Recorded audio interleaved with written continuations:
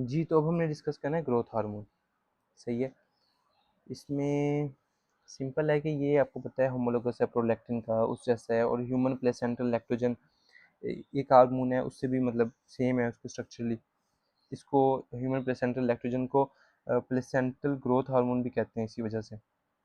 अच्छा, अब इसकी प्रोडक्शन कैसे स्टिमुलेट होती है, तो उसमें यही है कि अगर आपकी स्लीप के अर्ली फेजेस उसमें ग्रोथ हार्मोन ज़्यादा प्रोड्यूस होता है। स्ट्रेस के फेज़ में जिस तरह की अगर हाइपोग्लाइसीमिया हो या स्टारवेशन हो या एक्सरसाइज हो तो इसमें ज़्यादा प्रोड्यूस होते हैं। ये ग्रोथ हार्मोन करता क्या एक्चुअली, ये ना आपकी जो लाइक एक मोटा बंदा है ना, आप इस तरह इसको याद रख सकते हो। ग्रोथ हार्मोन उसको कन्वर्ट करेगा एक स्ट्रोंगर मस्कुलर में बंदे में, ठीक है। ये इसको उसमें कन्वर्ट करेगा। तो ये कुछ, अब ये किस तरह ये करते हैं, इसमें ना एक इसका काम है कि ये मसल मास ज़्यादा करता है, ठीक है। मसल मास ज़्यादा करता है, प्रोटीन्स के ऊपर ना इसका एनाबोलिक इफेक्ट है। आपने इसी तस्वीर से अपनी याद रख लेना है, प्रोटीन्स के ऊपर क्या इसका इफेक्ट है, एनाबोलिक इफेक्ट है। प्रोटीन सिंथेसिस करवाएगा। और जो फैट्स है ना, फैट्स के ऊपर इसका कैटाबोलिक इफेक्ट है। फैट्स मतलब अब इसका सारा फैट इसने जो था उसको सारे को यूज़ करवा के क्या इसकी प्रोटीन्स बनवा दी, ऐसे ही है। तो फैट्स पे इसका क्या इफेक्ट है, कैटाबोलिक इफेक्ट है, मतलब लिपोलिसिस करवाएगा, फैटी एसिड्स की प्रोडक्शन ज़्यादा करवाएगा। ये बात याद रह जाएगी। अच्छा, ये हमने देख लिया। अब मैंने आपको बताना है कि इसका उस पे अपना कार्ब्स पे क्या इफेक्ट है, वो ज़रा बच्चों को तंग करता है। ये तो समझ आ जाती है यार, इजी है, इसने ना लिपिड्स खत्म करके प्रोटीन्स बना दी। लीन मास, इसे बॉडी लीन मास कहते हैं, उसको ज़्यादा कर दिया, तो ये तो ईजी था। कार्ब्स पे क्या इफेक्ट करेगा यार, देखो ये ना स्ट्रेस के टाइम में हार्मोन आता है। किस टाइम में आ रहा है, स्ट्रेस के टाइम में, अभी हम लोगों ने देखा। तो ये ना इंसुलिन के इफेक्ट को अपोज करते हैं। इंसुलिन के इफेक्ट को अपोज करते हैं, कैसे करते हैं, इंसुलिन क्या करती थी, इंसुलिन लीवर से ग्लूकोज की प्रोडक्शन को कम करती है और ग्लाइकोजेनोलाइसिस बढ़ाती है, क्योंकि उसको स्टोर करवानी होती है ग्लूकोज को। ये अपोज करेगा, ये ग्लूकोज की प्रोडक्शन को, ग्लूकोनियोजेनेसिस को ज़्यादा करेगा, ग्लाइकोजन की ब्रेक डाउन कराएगा, ग्लाइकोजिनोलाइसिस करवाएगा, ग्लाइकोजन की ब्रेक डाउन कराएगा ताकि उससे भी ग्लूकोज बने। और वो सारी ब्लड में है। तो अच्छा, एक तो इस तरह इसने ग्लूकोज बढ़ा दी ब्लड के अंदर। दूसरा दूसरा ये ऐसे करेगा कि इंसुलिन क्या करती है, ये अपटेक ज़्यादा करती है ना ग्लूकोज का, from muscles from fat, Uptake को बढ़ाती है। ग्रोथ हार्मोन इनहिबिट करेगा अपटेक को, कि जो सारा ग्लूकोज ये इधर से लीवर से उठाकर या फिर जहाँ से भी ये ब्लड में ले आए, उसको फिर इस्तेमाल भी नहीं करने देगा, ना फैट ना मसल्स को इस्तेमाल करने देगा, ना ही ये फैट के अंदर जाने देगा। तो इसको ना डायबिटोजेनिक इफेक्ट कहते हैं, इसका डायबिटोजेनिक मतलब इवन के presence of high levels of insulin, क्योंकि जब भी ग्लूकोज का लेवल बहुत ज़्यादा होगा तो इंसुलिन तो पैदा होगी। तो हाइपरग्लाइसीमिया एक बंदे को इंसुलिन आई अच्छी खासी बीटा सेल्स रिलीज करें, उसके बावजूद भी वो अपना सेल्स के अंदर नहीं जाएगी इंसुलिन, ठीक है। मतलब इंसुलिन की इफेक्ट को अपोज करेगा ये, और सॉरी ग्लूकोज सेल्स के अंदर नहीं जाएगी। अब ये असल में सवाल असल पैदा होता है यार, ये करता क्यों ऐसे, मतलब अब हर चीज़ किसी मकसद की वजह से बनाई गई है ना, तो इसका क्या रीज़न है इसमें। अब एक्चुअली ना ग्रोथ हार्मोन ने चूँकि ये, अब ठीक है, आपने मैंने को कहा कि ये ना आपकी जो मसल मास है, जो प्रोटीन्स है उसमें इजाफा करते हैं, ऐसा करते हैं। तो जो मसल्स को चाहिए ना एनर्जी, वो ये प्रोवाइड करते हैं फैटी एसिड से। कहाँ से, फैटी एसिड्स है, ये लिपोलिसिस करवा रहे हैं ना, तो जो फैटी एसिड्स है ना वो यूटिलाइज होते हैं मसल्स को सप्लाई करने के लिए, और इंसुलिन को ये ब्लॉक करता है, ठीक है। इंसुलिन नहीं जाने देता ये अंदर, जो सॉरी सॉरी सॉरी ग्लूकोज को नहीं जाने देता, ग्लूकोज रहती है ब्लड के अंदर। और ये किस लिए ब्लड के अंदर रखता है, ताकि जो जो अब देखो ना, इसने मसल्स की प्रोडक्शन ज़्यादा करवा दी, ये स्ट्रेस के टाइम में आया, स्ट्रेस के टाइम में आया या एक्सरसाइज के टाइम में आया, इसने मसल प्रोडक्शन ज़्यादा करवानी थी, इसने प्रोटीन ज़्यादा बनवानी थी। अगर ये सारी ग्लूकोज जो है इसको यूटिलाइज करवाना शुरू कर देता, तो क्या ग्लूकोज ब्लड में कम ना हो जाती, ब्लड में ग्लूकोज कम हो जाती, और वो ग्लूकोज जो मसल सारी इस्तेमाल कर लेते, तो ब्रेन को क्या मिलता, ब्रेन को क्या मिलता, वो तो हाइपोग्लाइसीमिया हो जाता।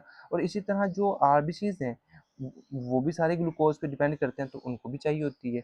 इवन कि आप है भी स्ट्रेसफुल फेज, है भी एक्सरसाइज का फेज, है भी स्टारवेशन, तो ऐसे में ब्रेन को तो सिर्फ ग्लूकोज ही काम आती है, ब्रेन तो फैटी एसिड इस्तेमाल कर ही नहीं सकता। स्टारवेशन की अगर आप एग्जाम्पल लो, तो उनके लिए ग्लूकोज बचाने के लिए ये जानबूझ के बाकी मसल्स को भी नहीं देता और फैट को भी नहीं लेने देता, ठीक है। फैट से उल्टा ये फैटी एसिड्स रिलीज करवा के वो कहता है मसल्स को कि भाई आप ये इस्तेमाल करो, ठीक है। ग्लूकोज रहती है ब्लड में, वो आरबीसी इस्तेमाल करते हैं, वो ब्रेन इस्तेमाल करता है ताकि हम लोग जो स्टारवेशन का फेज है उससे बच सकें। ये इसका असल रीज़न है। तो हमें समझ आ गया ग्रोथ हार्मोन का प्रोटीन्स पे एनाबॉलिक इफेक्ट है, ठीक है। का फैट्स के ऊपर कैटाबॉलिक इफेक्ट है, और ग्रो और कार्ब्स के ऊपर ना, कार्ब्स के ऊपर डायबिटोजेनिक इफेक्ट आप कह लो इसका है, तो मतलब डायबिटीज इंसुलिन से बिल्कुल ऑपोजिट इफेक्ट है। और इसी वजह से अगर बहुत लॉन्ग टर्म, ये तो है अगर फिजियोलॉजिकल हो, अगर सपोज ग्रोथ हार्मोन की प्रोडक्शन बहुत ज़्यादा हो जिस तरह की एक्रोमेगैली में होती है, तो अब आपको पता है कि वो ग्लूकोज का लेवल हाई रखेगा, हाइपरग्लाइसीमिया करवाए रखेगा। यहाँ से बीटा सेल्स जो हैं हमारे वो बेचारे अपना इंसुलिन पैदा कर करके थक जाएंगे और इवन के एग्जॉस्ट हो जाएंगे, ठीक है। इंसुलिन कुछ कर नहीं पाएगी, और बीटा सेल्स एग्जॉस्ट जब हो जाएंगे तो फिर आपको डायबिटीज मेलाइटिस हो जाएगा। तो ये डायबिटोजेनिक इस तरह भी है। ये बात कुछ समझ आई? अच्छा, मैं अब आपको इसका एक और फंक्शन अब आपको मैंने बताना था, वो ये है कि ये बोन्स की ना, बोन्स पे इसका बड़ा अहम इफेक्ट है। वो क्या, जब होती है ना अपने पास एडोलिसेंस से पहले, मतलब जब एपिफाइजल प्लेट्स और मेटाफाइजल प्लेट्स आप कह लो वो मौजूद होती हैं, तो उस टाइम ये बोन्स की लेंथ को ज़्यादा करता है, ठीक है। इसी वजह से बच्चों की ग्रोथ हाइट ज़्यादा होती है, वो ग्रोथ हार्मोन करवाते हैं, सही है। लेकिन जब एक जो हाइट खास पहुंच जाती है, जिस तरह की आपकी मेरी हमारी हाइट अब एक तरह से जो होनी थी वो ग्रो कर चुके हैं, तो अब है ना हमें ग्रोथ हार्मोन इसकी थिकनेस में इजाफा करवाएगा बोन्स की। अब इसका क्या काम है, अब ये लेंथ नहीं ज़्यादा करवाएगा क्योंकि एपिफाइजल प्लेट्स तो फ्यूज़ कर चुकी हैं, तो अब ये लेंथनिंग में इजाफा करवाएगा, और सॉरी सॉरी ये अब विड्थ में इजाफा करवाएगा।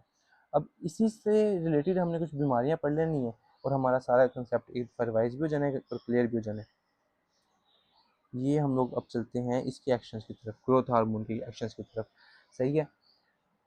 एक आ गया कि डायबिटोजेनिक है, लिपोलिसिस ज़्यादा करवाएगा, प्रोटीन सिंथेसिस ज़्यादा करवाएगा, और ये तो स्मैटोमीडियन की सी की प्रोडक्शन तो करवाते ही करवाता है लीवर से, ये हो गया, ठीक है।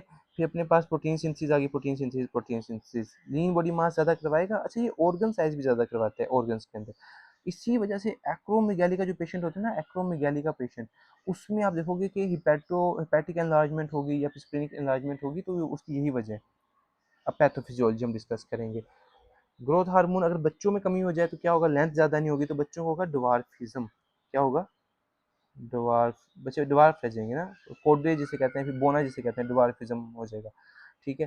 तो मेजरली ये आपने याद रखना है। और ग्रोथ हार्मोन की एक्सेस, अगर ग्रोथ हार्मोन की एक्सेस हो बिफोर, क्या कहते हैं अपना, एडोलिसेंस से पहले कह लो, कि मतलब जब एपिफाइजल प्लेट्स अभी क्लोज नहीं हुई थी तब, उससे पहले अगर ज़्यादा होगा ना तो जाइजेंटिज्म होगा, लंबे बहुत लंबा कद होगा ऐसे, ठीक है, बंदे का जाइजेंटिज्म होगा। और अगर उसके बाद हो, एडोलेसेंस के बाद हो, जब एपिफाइजल प्लेट्स क्लोज हो चुकी हो, तब एक्रोमेगैली होगा। एक्रोमेगैली के क्या फीचर्स होंगे, एक तो मोटी मोटी उंगलियां, मोटे मोटे हाथ होंगे, और उसकी वजह क्या है, क्योंकि हमने अब डिस्कस किया था कि विड्थ को बढ़ाते हैं ना उस बाद में ग्रोथ हार्मोन, तो मोटे मोटे हाथ पाँव होंगे।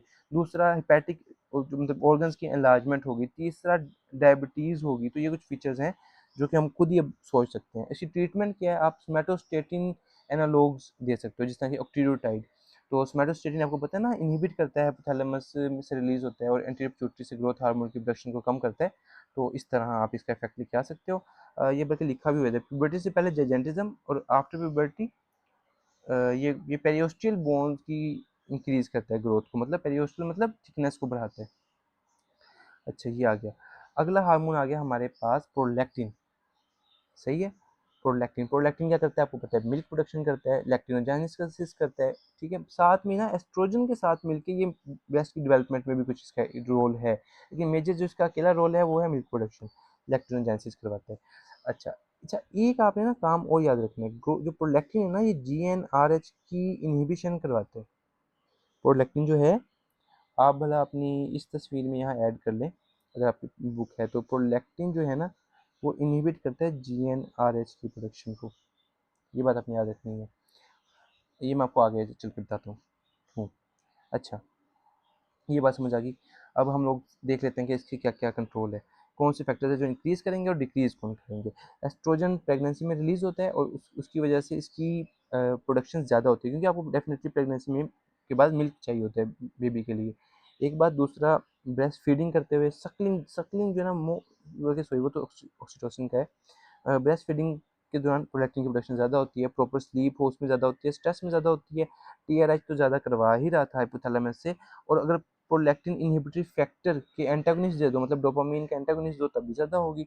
अच्छा, प्रेगनेंसी में ना जो इसकी प्रोडक्शन ज़्यादा होती है प्रोलैक्टिन की, ठीक है, और प्रोलैक्टिन की प्रोडक्शन ज़्यादा होने की वजह से, क्योंकि आपको मिल्क चाहिए तो वो ठीक है, तो मेक सेंस बात बनती है। और दूसरी बात ये है कि जो यही है ना अपने पास प्रोलैक्टिन, इसको मैंने बताया कि जीएनआरएच की प्रोडक्शन को कम करवाते हैं, ऐसे ही मैंने बताया।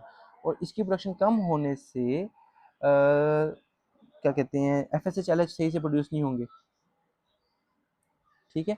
और इनकी जब प्रोडक्शन कम होगी तो इस वजह से एक तरह से कंट्रासेप्टिव इफेक्ट है, कंट्रासेप्टिव इफेक्ट है इस प्रोलैक्टिन का। मतलब प्रोलैक्टिन ज़्यादा हुआ, जीएनआरएच कम हुआ, और प्रेगनेंसी के दौरान सॉरी उस सॉरी ब्रेस्ट फीडिंग के दौरान कंट्रासेप्टिव इफेक्ट आता है, वो इस वजह से आता है। अच्छा, और दूसरे सॉरी मैंने इनके ये तो डिस्कस किए नहीं हम लोगों ने, जो इसके इनहिबिटर्स हैं, तो वो अपने पास एक डोपामिन आ गया, सिंपल है, ब्रोमोक्रिप्टिन एक डोपामिन एंड एगोनिस्ट है, सोमैटोस्टेटिन सभी को इनहिबिट करता रहता है, और प्रोलैक्टिन इटसेल्फ नेगेटिव फीडबैक के थ्रू इनहिबिट करते हैं। अब एक्शंस आगे, मिल्क प्रोडक्शन आ गई, breast development with help of oestrogen, और ओव्यूलेशन को इनहिबिट करवाते हैं जीएनआरएच के रिलीज करवा के, ये मैंने आपको बता दिया। और जीएनआरएच रिलीज करवा के मेल्स में, अगर मेल्स में प्रोलैक्टिन, तब सपोज प्रोलैक्टिन एडिनोमा हो ना, अगर प्रोलैक्टिनोमा हो, तब फिर मेल्स में आप कह सकते हो कि जीएनआरएच प्रोडक्शन को इनहिबिट करवाएगा, और फिर स्पर्मेटोजेनेसिस कम होगी, इनफर्टिलिटी काज करवाएगा। और फीमेल्स में प्रोलैक्टिन प्रोडक्शन अगर फिजियोलॉजिकल है, जिस तरह के प्रेगनेंसी में, तब कंट्रासेप्टिव इफेक्ट्स आएंगे, और अगर पैथोलॉजिकल हैं तब फिर ये मेनोपॉज भी करवाएगा, और साथ में क्या कहते हैं उसे, इनफर्टिलिटी भी करवाएगा। ठीक है, ये हो गया हमारे पास। अच्छा, इसके एक्सेस पैथोफिजियोलॉजी देख लें, तो प्रोलैक्टिन की डेफिशिएंसी होगी तो मिल्क प्रोडक्शन नहीं होगी, प्रोलैक्टिन का एक्सेस होगा, जैसे कि प्रोलैक्टिनोमा में होता है, तो क्या होगा, गैलेक्टोरिया होगा, ठीक है, गैलेक्टोरिया। अच्छा, एक और बात है कि आपको मैंने बताया था टीआरएच भी है जो कि स्टिमुलेट करता है प्रोलैक्टिन की प्रोडक्शन को, अगर आपको याद हो, मैं तस्वीर दिखा दूँ, ये देखें, टीआरएच भी मैंने आपको बताया था कि स्टिमुलेट करता है प्रोलैक्टिन के रिलीज को। तो ये एक एक्स्ट्रा क्लिनिकल पॉइंट है कि जो हाइपोथायरॉयडिज्म होता है, जब हाइपोथायरॉयडिज्म होता है, T3 T4 की प्रोडक्शन कम होती है, तो क्या होता है, स्किन दीजिए में टीएसएच का मतलब वो ज़्यादा प्रोडक्शन होगी, और टीएसएच को ज़्यादा प्रोड्यूस करने के लिए टीआरएच की ज़्यादा प्रोडक्शन होगी, ऐसा होगा कि नहीं होगा। और टीआरएच की ज़्यादा प्रोडक्शन होगी तो वो, ठीक है, टीएसएच को स्टिमुलेट करेगा, डेफिनेटली करेगा, लेकिन वो प्रोलैक्टिन को भी स्टिमुलेट करेगा, और प्रोलैक्टिन का लेवल ज़्यादा होगा ना तो वो गैलेक्टोरिया करवाएगा। इस वजह से ना जो अपने पास ये हाइपोथायरॉयडिज्म के पेशेंट्स होते हैं, इनके अंदर गैलेक्टोरिया का भी फीचर आता है, ठीक है, फाइंडिंग आती है, ये अब हम डिस्कस करेंगे। ये सारा सिंपल है, आपने पढ़ लेना है। फिर अपने पास आ गया पोस्टीरियर लोब ऑफ पिट्यूटरी, या इसको मैं ज़्यादा डिस्कस नहीं करूँगा क्योंकि इसमें एडीएच है, ऑक्सीटोसिन को हम डिस्कस कर लेंगे। एडीएच में क्या है, एडीएच के ना दो रिसेप्टर्स होते हैं, वी वन जो होते हैं वो स्मूथ मसल्स के ऊपर होते हैं, और जी क्यू रिसेप्टर्स होते हैं, ठीक है, और जो वी टू रिसेप्टर्स है ना, ये होते हैं जी स्टिमुलेटरी रिसेप्टर्स, और ये पाए जाते हैं अपने पास डीसीटी के ऊपर, और कलेक्टिंग डक्ट के ऊपर। ये सारा हमने ना बड़ा अच्छे से डिस्कस किया है उसमें, रीनल फिजियोलॉजी में, तो इसको अब नहीं इतना हम डिस्कस करते, इसको बेसिक लफ्ज़ों में ख़त्म करते हैं। तो जो एडीएच है वो सुप्राऑप्टिक न्यूक्लियाई से रिलीज होता है, एक बार प्रोड्यूस होता है। एक्शंस क्या है इसके, पानी की एब्जॉर्प्शन को बढ़ाता है किडनीज में से, एक काम। दूसरा काम, ये वो माहौल भी पैदा करता है जिससे पानी की एब्जॉर्प्शन ज़्यादा हो। यहाँ नहीं लिखा, बल्कि हाँ, यहाँ नहीं लिखा, लेकिन अब आप ये बात याद रखें, आपके काम आएगी, कि वो, चलें स्किप करें, ठीक है, ये बस इसकी ना अब्जॉर्प्शन को बढ़ाता है। और दूसरा अपनी तरफ आ गया, स्मूथ मसल कंस्ट्रिक्शन करवाता है, इसका दूसरा नाम वेजोप्रेसर भी है ना, वेजोप्रेसर, तो ये उसकी वजह से स्मूथ मसल कंस्ट्रिक्टर भी है।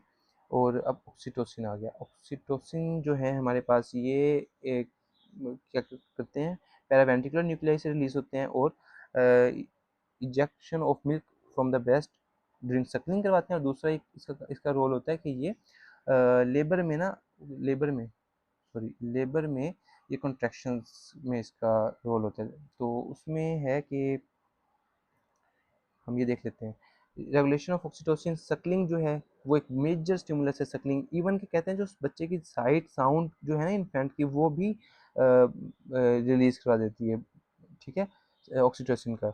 और डायलिटेशन ऑफ सर्विक्स और ऑर्गेज्म, इसमें ये है कि डायलिटेशन ऑफ सर्विक्स, जिस तरह लेबर के दौरान आपको पता है कि सर्विक्स की डायलिटेशन हो रही होती है ड्यूरिंग डिलीवरी, तो वो भी ऑक्सीटोसिन का एक रिलीज करवाती है एक फैक्टर। दूसरा ऑर्गेज्म, तो ये जो कहते हैं कि लाइक लेबर को प्रमोट करता है सेक्स, ठीक है, तो उसकी रीज़न यही है कि ऑर्गेज्म के नतीजे में ना ऑक्सीटोसिन की प्रोडक्शन होती है और वो फिर लेबर को प्रमोट करता है। तो ये अपने पास आ गया। फिर अपने पास एक्शंस ऑफ ऑक्सीटोसिन आ गए। इसमें हमने देखना है वही है कि myoepithelial cells of the breast पैक्ट करते हैं और कंट्रैक्शन ऑफ यूट्रस करते हैं। ठीक हो गया, ये सारी बातें होगी। अच्छा चलें फिलहाल यहीं तक।